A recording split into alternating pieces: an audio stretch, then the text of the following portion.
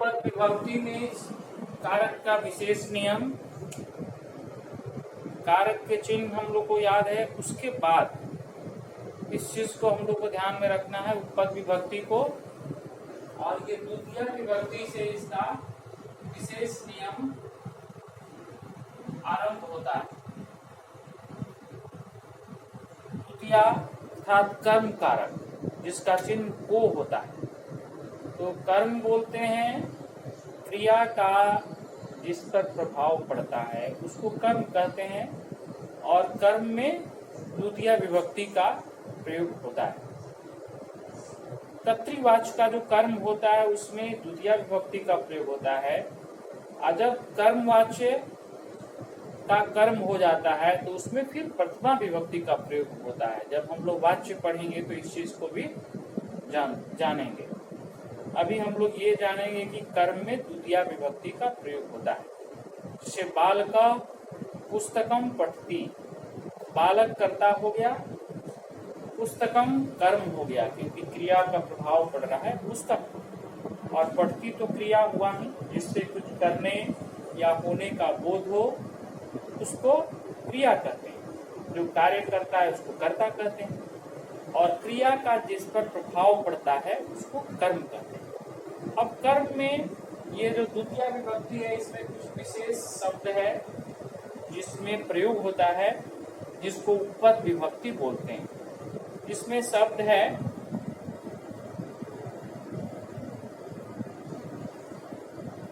उभयता परिता। उभयता जिसका अर्थ हुआ दोनों तरफ, परिता जिसका अर्थ हुआ चारों तरफ।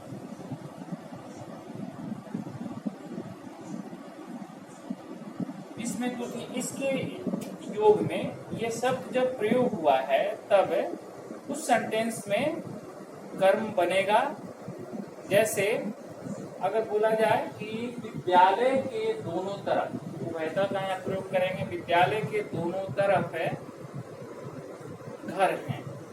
इस सेंटेंस को हम लोग पद विभक्ति में अगर प्रयोग करते हैं तो विद्यालय के है, जबकि कर्ता ने कर्म को कर्म से चिन्ह करेंगे तो ये का के की षष्ठी में आ रहा है, लेकिन क्योंकि हम यहाँ पर दोनों तरफ प्रयोग करने जा रहे हैं, विद्यालय के दोनों तरफ उभयता का प्रयोग करेंगे, इसलिए विद्यालयम उभयता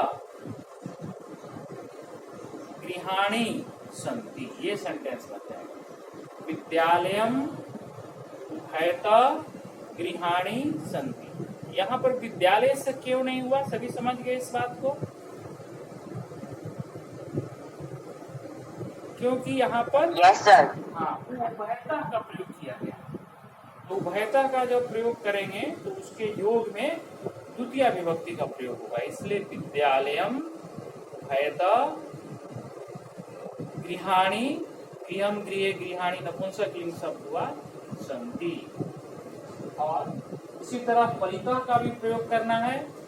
ये कारक के नियम में हम लोग का क्वेश्चन ऐसे आएगा, डैश परिता वृक्षांत सन्ति। और यहाँ ग्राम शब्द दिया है मूल शब्द, इससे हम लोग को सही विभक्ति का प्रयोग करना है। ऐसे क्वेश्चन पूछा जाता है उपपद विभक्ति में। तो क्या यहाँ पर सही आंसर होगा? परिता है, इसके योग में द्वितीय विभक्ति लगाएंगे, ग्राम शब्द में द्वितीय लगाएंगे तो क्या आंसर होगा? बालक की तरह इसका रूप चला ग्राम का, आंसर क्या होना चाहिए? ग्रामम। ग्रामम, ठीक है, ग्रामम परिता। अब किसी को एमसीक्यू में भी दिया जा सकता है ग्रामम, ग्रामीण, ग्रामस्य, तीन ऑप्शन यहाँ रहेगा। तो हम लोग को याद रहेगा कि परिता में द्वितीय लगता है तो हम लोग ग्रामम का प्रयोग करेंगे। उभयता परिता, और इसमें शब्द है जो हम लोग को पढ़ना है, परिता शमया निक्षा प्रतिबिना। शमया द्वितीय के लिए शब्द हो गया, शमया निकषा, इस दोनों का निकट प्रयोग उसी तरह होगा जैसे अभी बता रहे थे। कोई भी सेंटेंस में समया, निकषा, प्रति और बिना, प्रति और बिना, समया और निकषा इसका मतलब हुआ निकट, प्रति माने के ओर, जैसे बोलना है कि वह गांव की ओर जाता है तो स ग्रामम प्रति गच्छति, ग्रामम प्रति गांव की ओर। काके की ऐसे कर्ता में कर्म को से षष्ठी होने लगेगा, लेकिन वहां ये प्रयोग नहीं करके कारक के चिन्ह का उपपद विभक्ति का प्रयोग करेंगे। जबकि प्रति लगाएंगे तो ग्रामम प्रति, गृहम प्रति, विद्यालयम प्रति। और जब हम लोग बिना का प्रयोग करते हैं तो बिना में तो द्वितीय, तृतीय और पंचमी 3 विभक्ति लगता है। कोई भी विभक्ति हम लोग प्रयोग कर सकते हैं। बिना में हम लोग कोई भी विभक्ति प्रयोग कर सकते हैं, द्वितीय, तृतीय या पंचमी। जैसे वह मित्र के बिना नहीं जाता है, क्या इसको हम लोग बिना प्रयोग करके सेंटेंस बना सकते हैं? वह मित्र के बिना नहीं जाता है।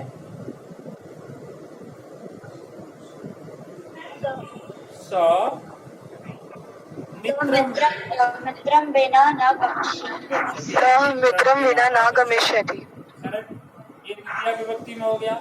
अगर हम लोग तृतीया में लगाते हैं तो मित्रेण बिना भी हो सकता है। पंचमी विभक्ति में लगाते हैं तो मित्रात् बिना भी हो सकता है, न गच्छति। लेकिन 2 MCQ में हो तो हम लोग तीनों में से सिलेक्ट करके लगाएंगे। कोई भी है, 3 है तो तीनों आंसर सही हो जाएगा।